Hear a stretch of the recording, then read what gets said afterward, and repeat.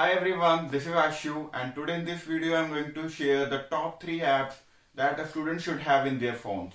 So the number one app on the list is Notion.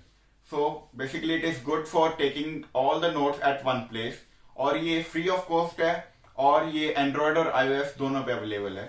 So coming to the second app that is Todoist. So basically ये एक task management app है, free of cost है और Android और iOS दोनों पे available है. So if you are someone who is looking for a planner app for the student on that which works on like every devices and it tracks all your productivity and it lets you organize all the aspects of your life. So today's is for you guys. Coming to the third recommendation from my side would be Office Lens. So Office Lens is good for capturing the complex diagram. ये भी free है और iOS Android दोनों platform पे available है.